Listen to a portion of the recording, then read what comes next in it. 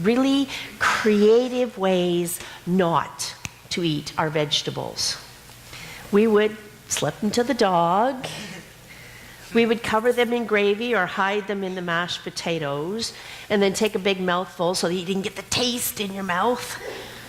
Or you would hide the peas in a ring underneath the edges of the plate. How many of you have ever done that? It's just me? Oh.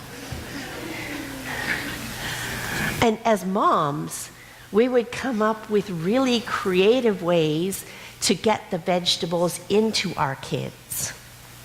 We would cover them in cheese sauce. That was a favorite at my house. We would puree them and put them in the cheese sauce. But don't tell my kids, okay? Because I'm going to deny it if you ever tell them I did that. But Kraft Dinner even has come up with vegetable mac and cheese. They're cauliflower. The noodles are made of cauliflower. This is brilliant. But the second part of eat your vegetables always invariably was followed by, because there's a kid in Africa who would love your vegetables. And me being a smarty pants would always say, well, give them my Brussels sprouts then. I hate Brussels sprouts.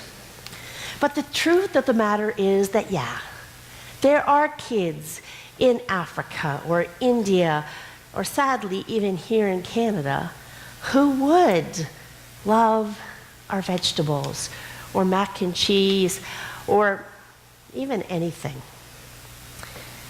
And we let so much food go to waste.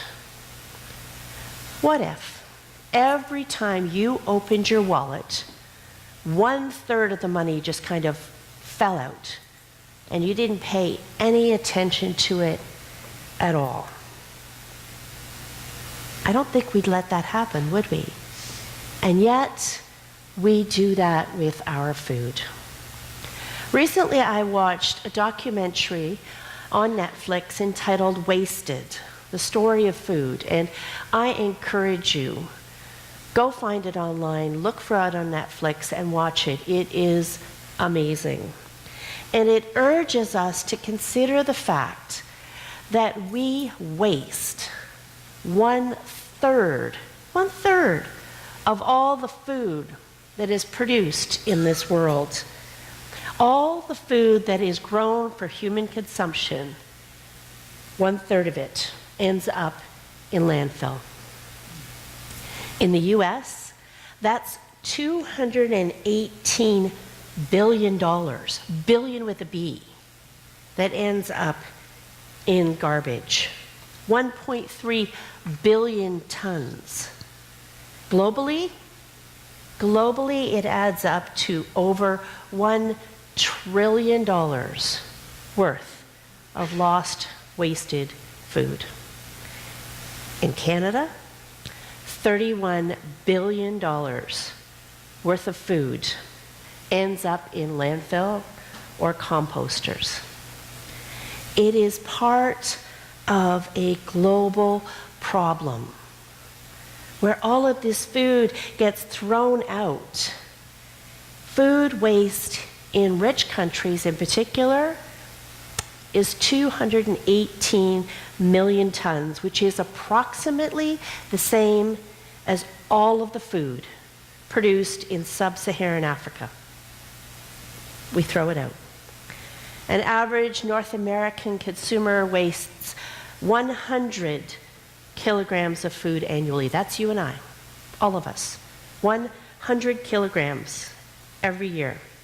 That same North American consumer wastes 15 times more food than a typical African consumer. Approximately 45% of all fruits and vegetables, 35% of all fish and seafood, 30% of cereals, and 20% of meat and dairy are wasted by suppliers and consumers and retailers every year. Where do we waste our food? Let's start right at the beginning. Start with farms.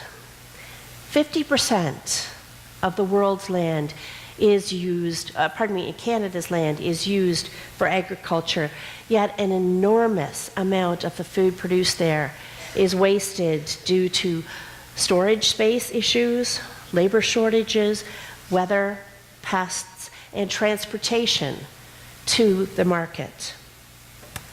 And that results in higher levels of what we have to pay for our fruits and vegetables, which sometimes contributes to us consuming less of them.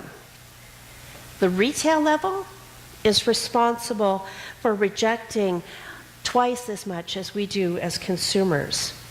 They reject the food that arrives there because it isn't up to their standards visually or size-wise. A 2011 report estimates that 20% of initial food production is lost from food products not meeting visual standards. And they also throw out huge, vast amounts of food. Recently, a CBC News story stated that on one trip, marketplace staff found 12 waist-high bins full of food outside of a major grocery store. And those bins contained things like bags of oranges where one was rotten. It included tubs of margarine, which never goes bad, even bottled water. France has made it illegal for supermarkets to waste food, and Italy is offering tax breaks when businesses donate leftovers. But a policy that addresses food waste in Canada isn't even on the horizon. Household food waste is also a major concern in the developed world.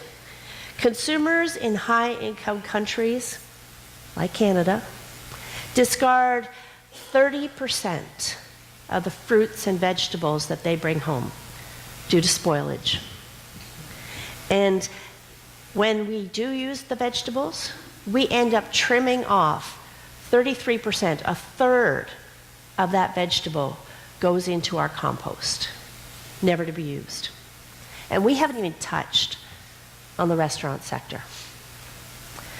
Dr. Timothy Jones, who is an anthropologist at the University of Arizona, spent the last 10 years measuring food loss in the US. He started with the farms and the orchards. He went through the warehouses and the retail stores and dining rooms, all the way to landfills. And he had this to say about our global predilection for waste. The kind of society that would waste this much food is one that doesn't value the earth or the products it produces. It's in our personal detriment to continue this process. So when we say, "Give us this day our daily bread," it puts this in a whole new light when we think of this global problem. We pray that line, "Give us this day our daily bread," without even considering what that means. "Give us what we need to survive" would be a much better translation of this. Give us today what we need, not what we want. Make us mindful of what we have to live, and make us more aware of what we waste out of the abundance God has given us. One of the things I thought about as I prepared this message was, for those who face hunger every day, this one line must ring hollow. They have asked the Lord to give them what they need, to assuage their hunger, and still go to bed with empty bellies. How does that impact their faith? How does that impact their relationship with God? If indeed this prayer that Jesus taught his disciples is for all of us, then it should be a corporate prayer, one that all of us buys into, all of us pays attention to. We certainly pray it corporately here together. And we've already determined that we really should be paying more attention to what it's saying. Give us, all of us, our daily bread. And yet, 800 million people in the world are starving. Just 1/4 of all the food that is wasted would be enough to feed those 800 million that are starving. Those vegetables that we waste really could be the difference between life and death for a child in Africa. In Canada, 850,000 Canadians rely on food banks. And yet we waste $31 billion worth of food every year. If you're doing the math, and you know I don't do it well, that's enough to give every one of those 850,000 people $70 a week for food.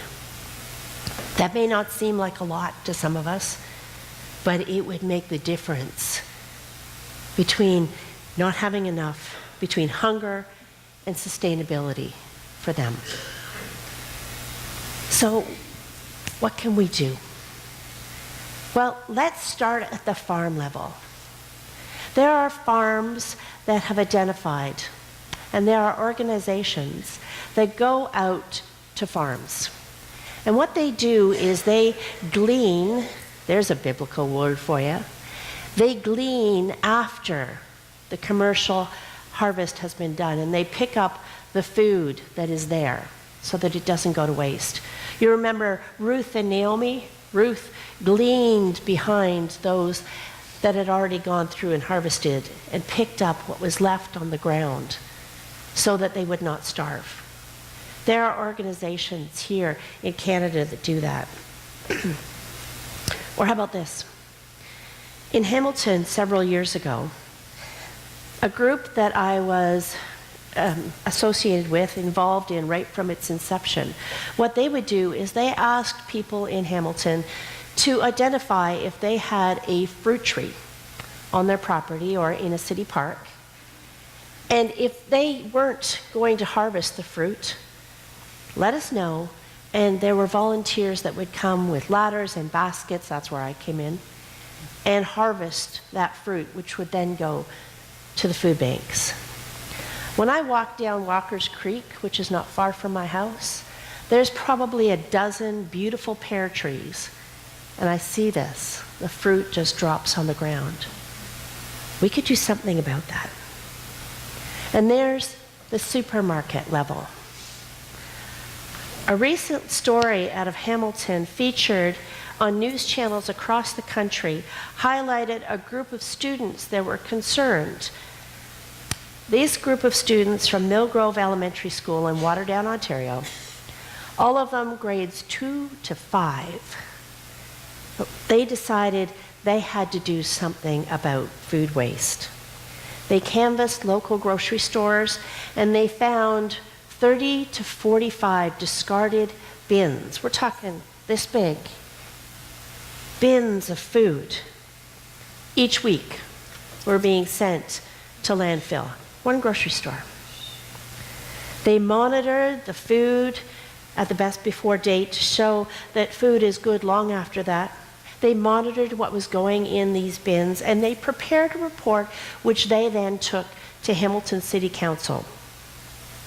And they told City Council, you need to do something about this. And they listened. In fact, they said, you know what? There's a Quebec program called the Supermarket Recovery Program. Apparently Ontario might launch this sometime, but the City of Hamilton said, we're paying attention. And they sent it off to their staff to look at how they could incorporate that into their strategy. This coming from children who were as young as 8 years old. They get it. What about for us as consumers? Here's just a few suggestions from a website that I looked at. First of all, shop smart. Plan your meals And use grocery lists and avoid those impulse buys. This may be something that you do, and you're less likely to buy things that you don't need and unlikely to consume. Buy exactly what you need. For example, if you need 2 carrots and you know you're not going to use carrots for a while, don't buy the whole bag. Go to the loose produce section, buy 2 carrots.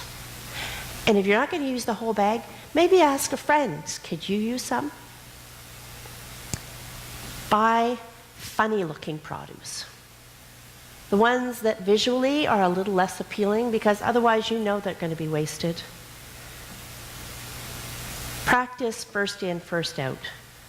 When you get them home, move the stuff that was last week up front and put the new stuff in behind in the freezer or pantry or the fridge. Monitor what you throw out. You might be surprised. If you're only using half a loaf of bread, well, you know, when you bring that loaf of bread home, take the first half and put it right in the freezer. And then it won't go stale. Designate one dinner a week as use it up dinner. Take all of your leftovers and put them into something new rather than throwing them out. My kids used to hate that day, but it happened once a week whether they liked it or not. Use it all. When cooking, use every piece of the food that's there. Consider leaving the skin on for your cucumbers and your potatoes. Consider if you're going to use that, not use the skins, they can be boiled up to be used for stock. Store better. Well, if you are regularly throwing out cereal or crackers or cookies or whatever, store them so that you aren't letting them go stale. Preserve produce. Produce doesn't have to be pitched because it's become wilted or at the end of its peak. Use it in smoothies. Karen will tell you I come in the morning and I quite often will have my smoothie with spinach and strawberries, and they go, it's actually pretty tasty. But use them in smoothies, it doesn't matter. Use them in soup, can them, pickle them. And donate what you're not going to use. If you're not going to use that can of beans anytime in the near future, donate it. Did you hear Sheena this morning? Bring those to the Big Give. And here's the last one. Check in with your belly. Here it is, ladies and gentlemen, the solution to eat all your vegetables, clean your plate. Simply take a moment and ask your body what it wants to eat and how much, and only give yourself that much, so you're not throwing it out. In fact, one study found that reducing portion sizes is a huge way, an easy way, to reduce food waste. Give us this day our daily bread. If we authentically pray this prayer, what happens to the way we live? Well, we take some of these ideas or others and change the way we live, change our lifestyles. If we are personally wasting less and calling our retailers and our governments into account, then we can begin to change the landscape of global poverty and hunger. Give us this day calls us into solidarity with all humanity. Give us our bread. These are not personal pronouns. This is not give me my bread. It is give us our bread. Not just me, not just my family, but give us, sisters and brothers around the world, children of God, family of God, not just here, but everywhere, globally.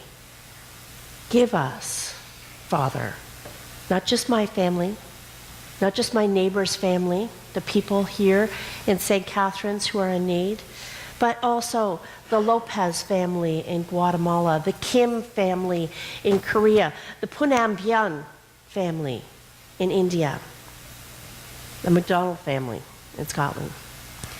Give us is the logical extension of our Father. The us keeps our prayer from being self-centered. The us keeps us socially aware. Can you imagine how different our world would be if we prayed the us with greater integrity? A Latin prayer says this: O God, to those who have hunger, give bread. And to those who have bread, give hunger for justice. Give us this day a hunger for justice, a hunger to make a difference. Amen.